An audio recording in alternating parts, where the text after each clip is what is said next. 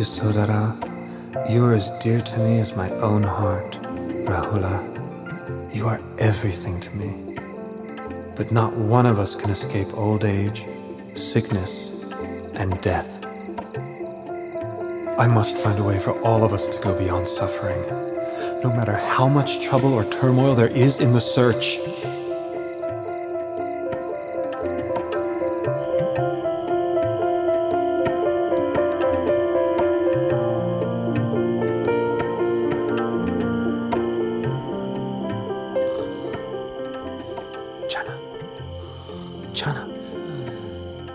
Chana, wake up!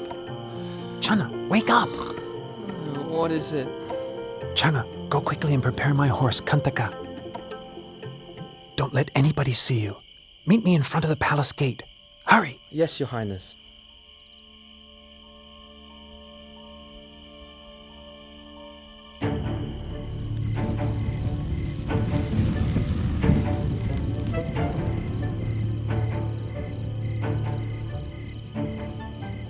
At the moment that Prince Siddhartha was leaving the palace gate, Vasavati Mara, the great deceiver, manifested.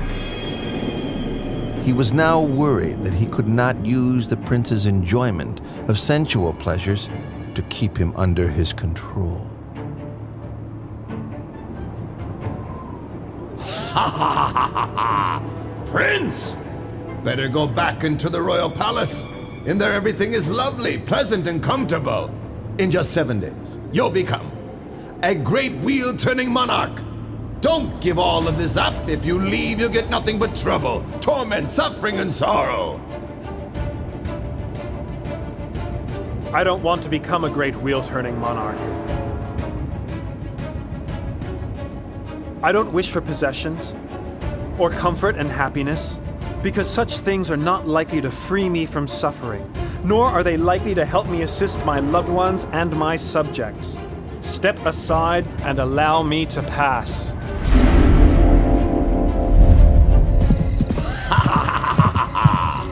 Do you think you can escape from my power? I'll be here waiting for you, you see? For a chance to overwhelm you with greed, hatred, and delusion. I'll follow you like your shadow. Let's see who will win this battle. Ha ha ha ha ha!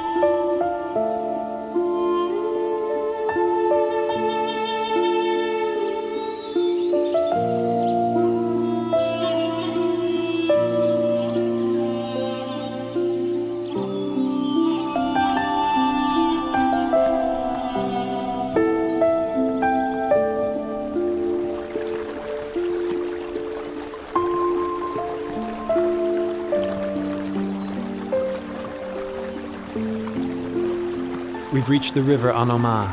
Stop right here, Chana.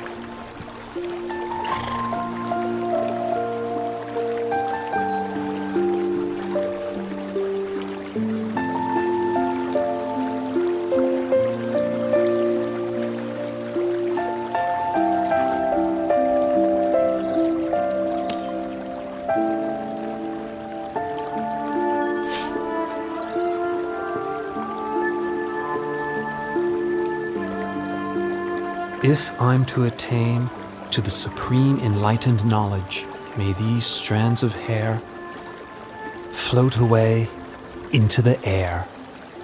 But if I'm not to succeed, may they fall to the ground right here. When the prince threw his hair up into the air, it floated into the sky and didn't fall down. Indra, the king of the gods, caught it in a crystal casket, which he then enshrined in the Kulamani shrine in the Tavatimsa heaven. the Brahma Gatikara offered the prince the 8 requisites of a samana and received in their place the prince's raiment, which he installed in the Dusa shrine in the Brahma world.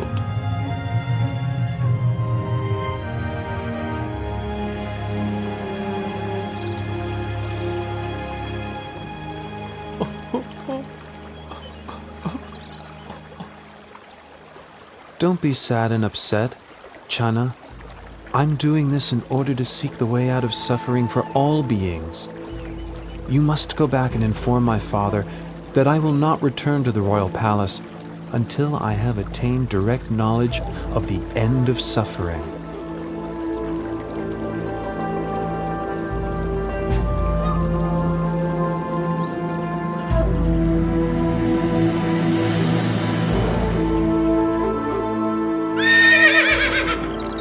The horse Kantaka was so grieved to be parted from Prince Siddhartha that his heart gave out and he died right there.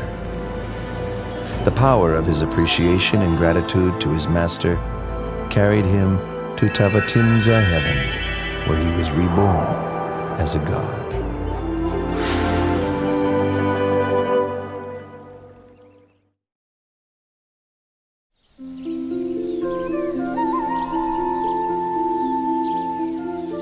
Having left Channa behind, the renunciant prince walked on to a mango grove, where he stopped and resided, eating no food for a period of 7 days.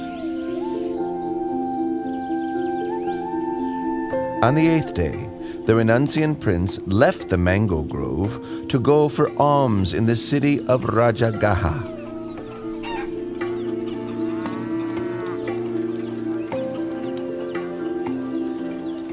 All the townspeople could see that this monk was different from other renunciants because of his radiant complexion and an effably calm demeanor.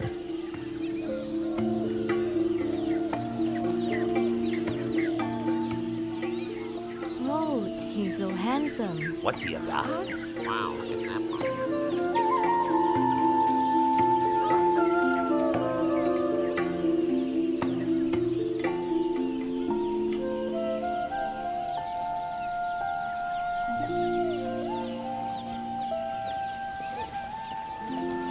Wow, he's handsome, he's beautiful. That's amazing. Look at that guy right there. Wow, look at that. Look at him. Delighted, the people spoke to one another, praising the monk's splendor, saying that it was as if a god had descended from heaven for humans to see.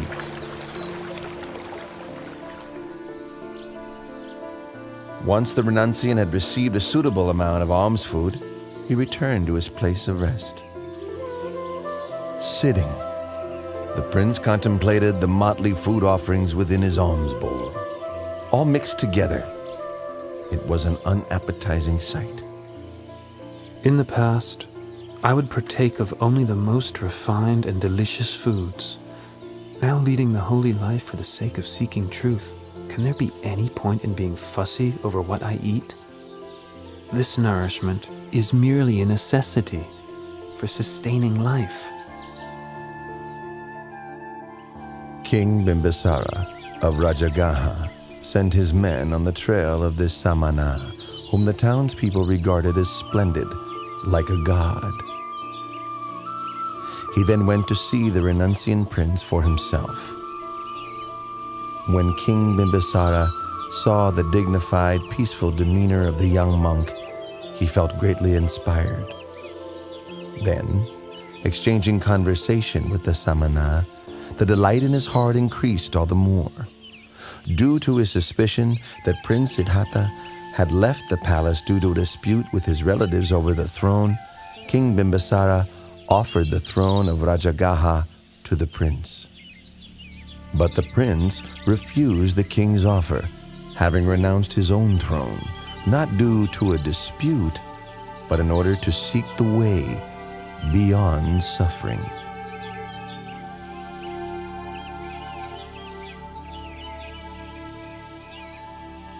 With such firm intention, I'm sure you'll attain the supreme enlightenment. Once you have done so, may I request that you come and teach the Dhamma to myself and to the citizens of Rajagaha.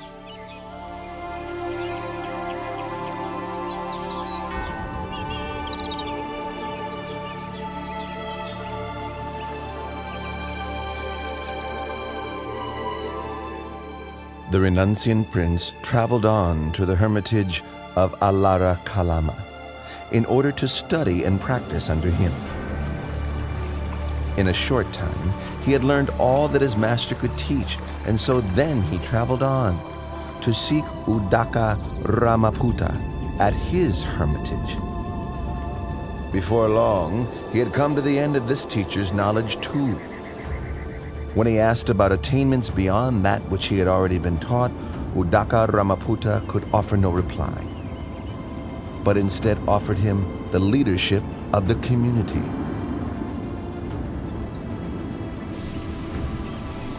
But when the Bodhisattva saw that what he had learned was not the way out of suffering he was seeking, he took his leave and moved on in order to continue his search for higher truth.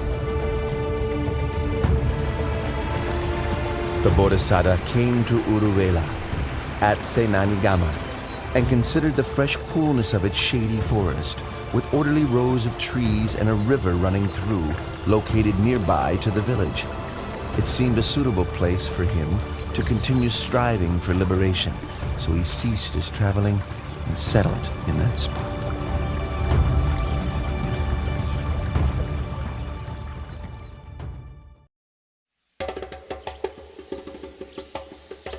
The Brahmin Gondanya was very pleased to hear the news that Prince Siddhartha had gone forth, and hurried to seek out the sons of each of the 7 other Brahmins with whom he had divined the identity of the Bodhisattva according to his physical characteristics when he was just born.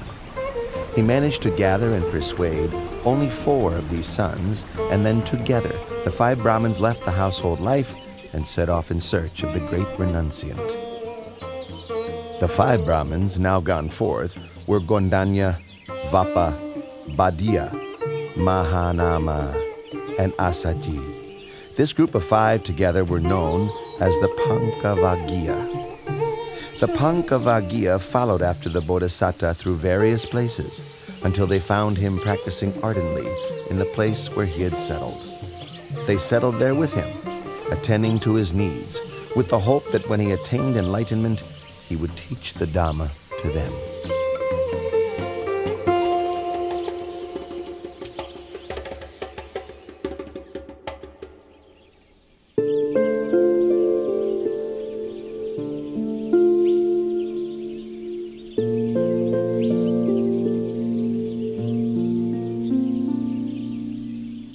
The renunciant prince was intent on seeking the path to enlightenment, so he took up 3 of the extreme ascetic practices that were favored by the practitioners of those days. For the first period, he pressed his teeth against his teeth and his tongue against his palate, so firmly that sweat ran from his whole body. The pain was as severe as if someone were gripping his throat tightly, strangling him. When he saw that this was not the way to enlightenment, he gave up on the practice and changed to another method. For the second period, he restricted his in and out breaths, stifling them until both his ears rung loudly, his head ached, and his stomach racked with pain, his body as if on fire.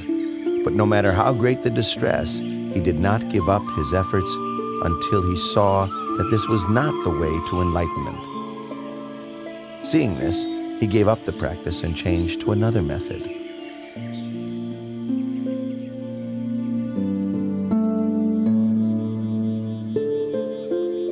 For the third period, he fasted until he was emaciated, wrinkled, his complexion discolored, his bones and sinews extruding.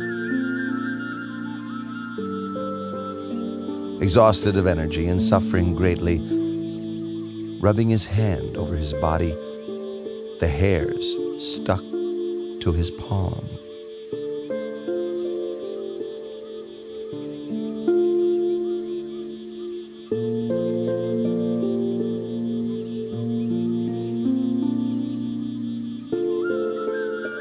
I've carried out the extreme ascetic practices, pushing the body to limits which no other could exceed. Why have I not yet attained enlightenment? Or perhaps this path is not the way to liberation. The Bodhisattva is worrying and wondering about the path to realization. What's the best way to help him?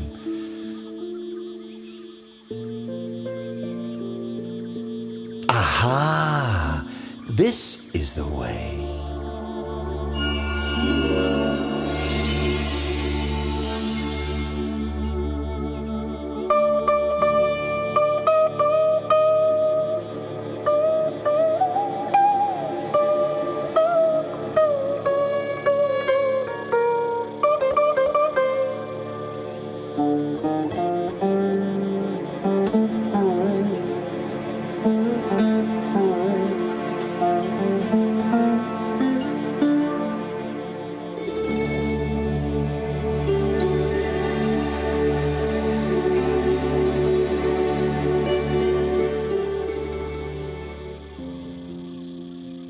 One string of that lute is too tight.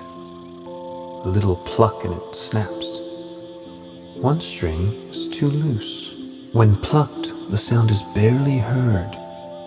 One string is just right, not too loose, not too tight. When plucked, the sound resonates far and wide, sweetly. Oh, it is the practice of the middle way that leads to enlightened knowledge.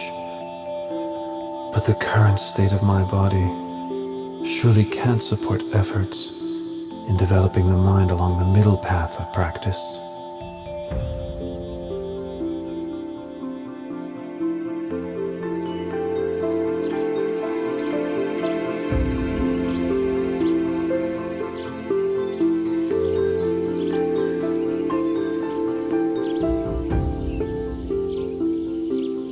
Prince Siddhartha, whom we had held in esteem as a bodhisattva, bound for success, even after practicing strictly for 6 years, using all his effort, is still unable to achieve enlightenment. Now he's relaxed his efforts. And eating proper food again. How will he ever succeed? Quite so. Venerable Kondanya, you're the most senior amongst us. What do you think we should do? Under the circumstances, there can be no use in attending to him any longer. The time has come for us to take our leave.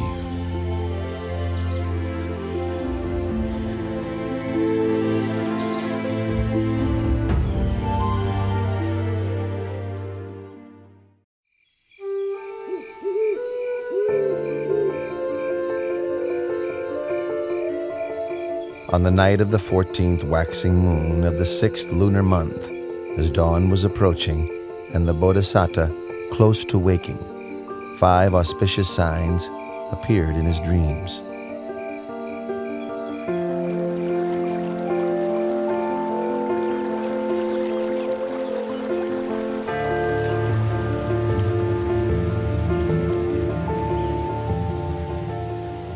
Which he interpreted as follows.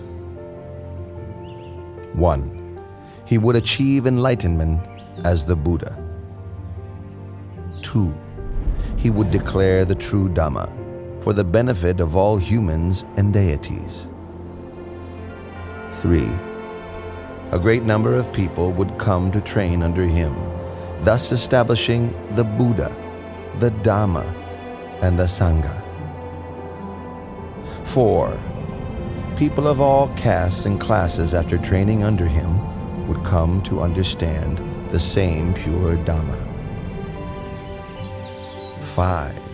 People from all over the world would bring offerings to him to express their faith and trust, but his heart would remain unstained by even the slightest attachment to such wealth.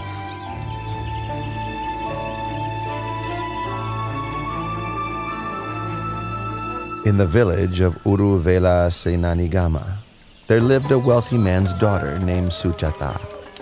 When she was young, she made a vow to the deity abiding in a banyan tree close by, so that she might have a husband of equal wealth and birth, and that her first child might be a son.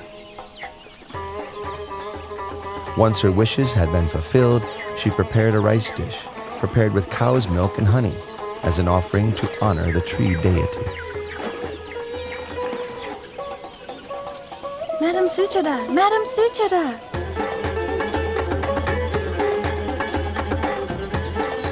What's the matter, Puna? Why are you rushing in such an excited way? It seems that the tree god has come to receive your offering. I saw him at the banyan tree over there with my own eyes. He's glowing with a beautiful halo all around him. Everyone, quickly, help! Puna, go and fetch a golden tray for the honeyed milk rice. We'll take it out to offer to the tree god. Quickly, go, go!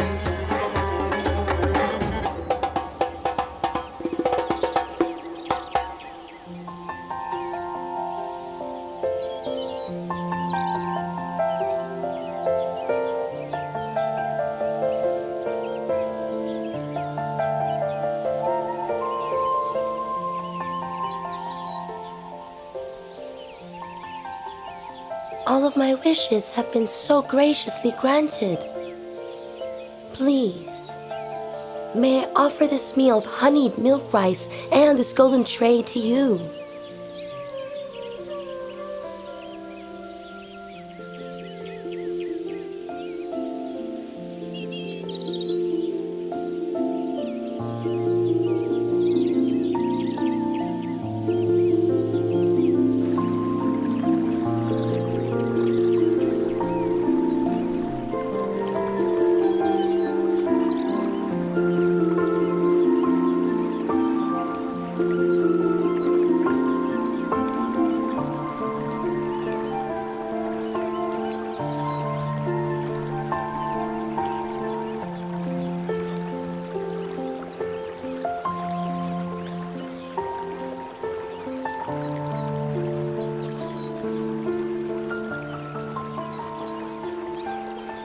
I offer this prayer. If I am to succeed in realizing perfectly enlightened knowledge, may this golden tray float up the river against the current. But if I am not to achieve my goal, may this tray float downstream with the current.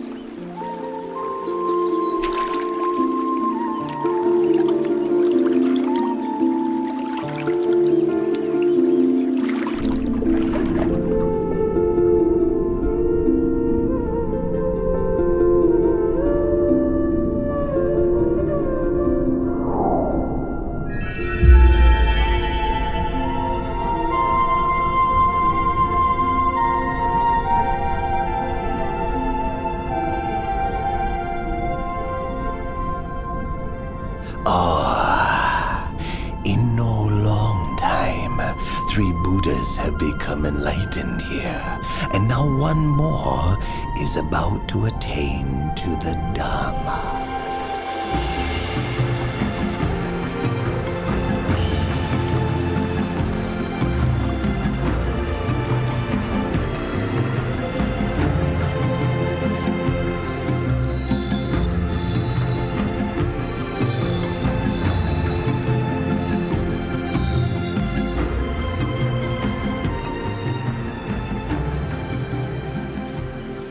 I'm a Brahmin called Sotiya, sir.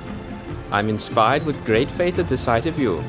Please let me show my respect. May I offer you 8 handfuls of blade grass?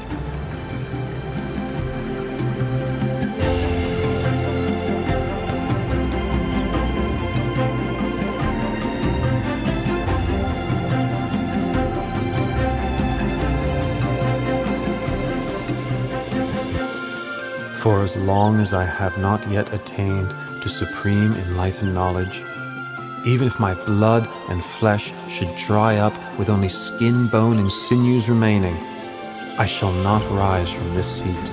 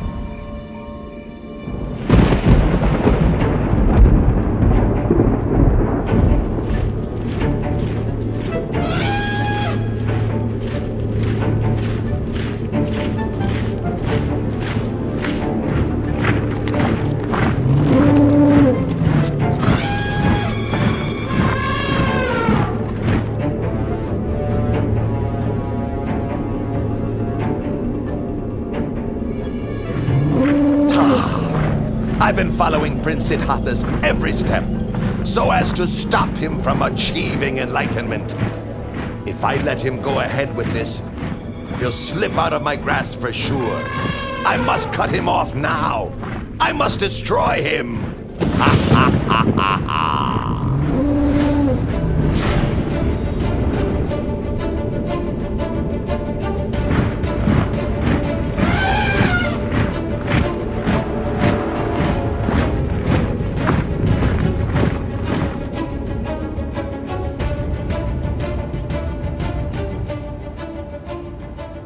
The power of the Bodhisattva's spiritual qualities and goodness, accumulated over countless lifetimes, protected him as though in invisible armor, his heart steady and peaceful, unshaken by fear.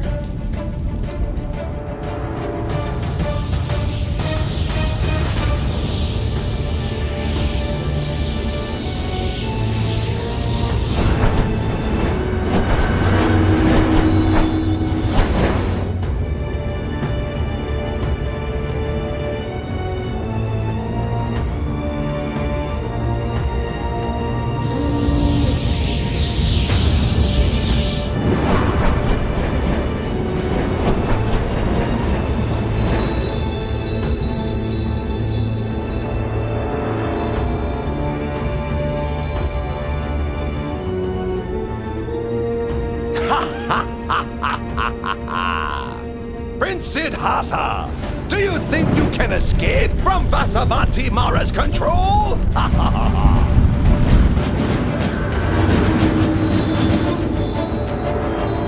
Huh?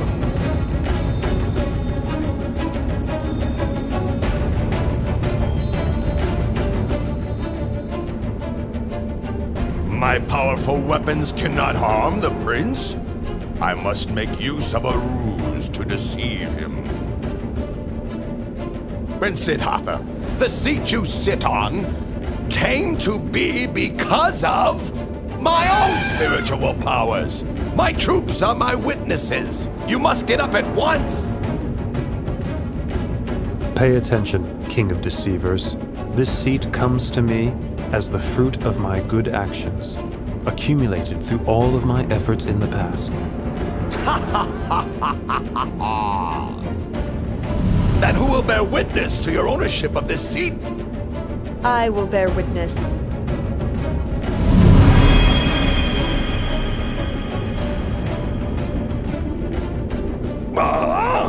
Dharani, goddess of the earth! All the merit made by his good actions in the past, even the water which he has poured on the ground in dedication of merit, soaked up by my hair and kept close to my head, is sufficient to bear witness to his virtues.